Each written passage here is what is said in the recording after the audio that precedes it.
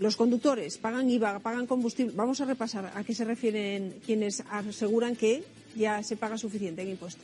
Sí, porque la suma, María, es millonaria. Vamos con los datos de ANFAC, la patronal de los fabricantes de automóviles. Datos del año 2019. El Estado recaudó, ahí ven la cifra, 30.888 millones de euros en tasas e impuestos ligados al vehículo. El 70%, ya se lo pueden imaginar, tiene que ver con los impuestos en el consumo de carburantes. Por un lado, el IVA del 21% y el impuesto especial sobre los hidrocarburos. Lo vamos a ver ahora desglosado. ¿Cómo se reparten esos 30.000 millones de euros recaudados? Bueno, pues principalmente en estas tres partidas: por llenar el depósito de carburantes, 21.500 millones de euros. Por la compra de un vehículo nuevo, ahí se paga el IVA y el impuesto de matriculación, otros 5.500 millones y casi 3.000 más por el impuesto de circulación, que ya lo saben, varía según la ciudad y también en función del tipo de vehículo. Pero no son los únicos. Los otros 1.000 millones que nos quedan de euros vienen de todas estas tasas también que se cobran por transferencias de vehículos usados, por la tasa de matriculación, también por el permiso de circulación y también lo que se toca pagar cuando cambiamos de titular el vehículo. Así que, María, algo más que un pellizco. Juan Ramón Rayo, economista, buenos días. ¿Qué tal? Buenos días. ¿Cuál es la fórmula que debemos aplicar? Hay muchos países de Europa que sí, que hacen eso, cobran por el uso de autovías. También es verdad, tenemos más que nuestros vecinos de Europa, más kilómetros de autovías. ¿Cuál es la alternativa?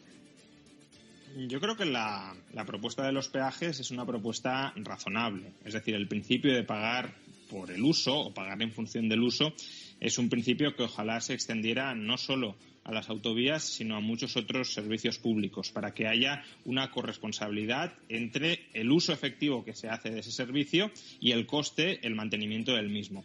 Ahora bien, de la misma manera que si empezamos a pagar por el uso de las carreteras, deberíamos empezar a dejar de pagar por muchos impuestos que supuestamente guardaban cierta relación con ese uso que hacíamos o no hacíamos de las carreteras. Lo habéis resumido muy bien. Uh-huh. Los impuestos que pagan los conductores por el hecho de tener un vehículo o por el hecho de utilizarlo superan los 30.000 millones de euros anuales.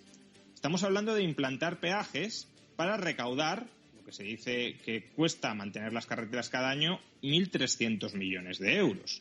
Si ya se recaudan 30.000 millones de euros en impuestos vinculados directa o indirectamente al automóvil y necesitamos 1.300, no pueden obtener esos 1.300 de esos 30.000 millones o, como decía, implantemos peajes, muy bien, financiemos esos 1.300 millones con peajes, pero bajen alguno de esos impuestos que proporcionan a la administración pública 30.000 millones de euros, rebajen 1.000 o 2.000 millones de esos impuestos para que los peajes no tengan un efecto recaudatorio positivo, para que la función de los peajes no sea exprimir más al ciudadano, sino simplemente pagar lo que hay que pagar por una modalidad distinta y más responsable.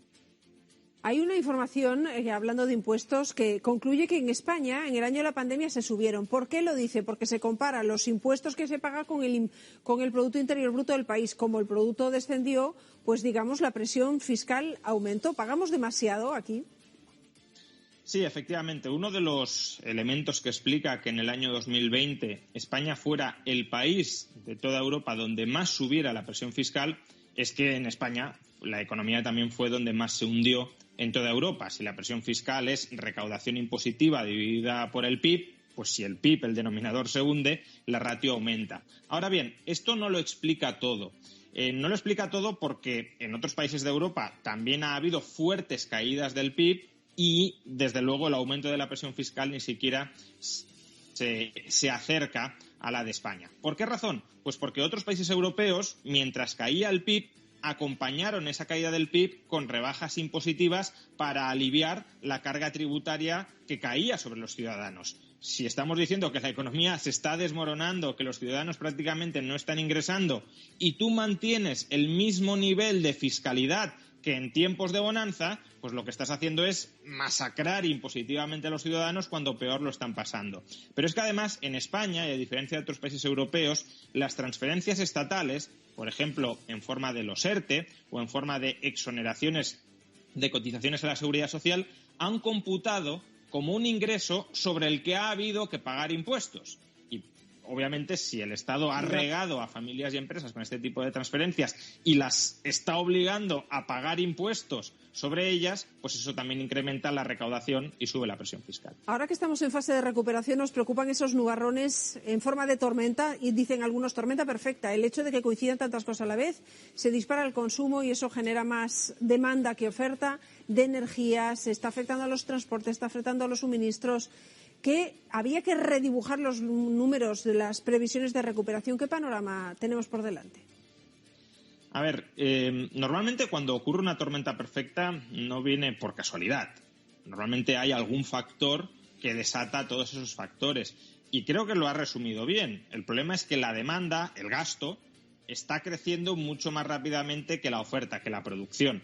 ¿Y por qué el gasto está creciendo más que la producción? Pues porque la producción viene lastrada por una infrainversión durante la pandemia, no hemos incrementado mucho nuestra capacidad para producir y, en cambio, el gasto viene creciendo no solo porque con la recuperación haya nuevos ánimos y, por tanto, mejores expectativas y, por tanto, más ganas de gastar tanto familias como empresas, que también, sino porque ese gasto privado viene suplementado, viene cebado artificialmente, por un lado, por el gasto público.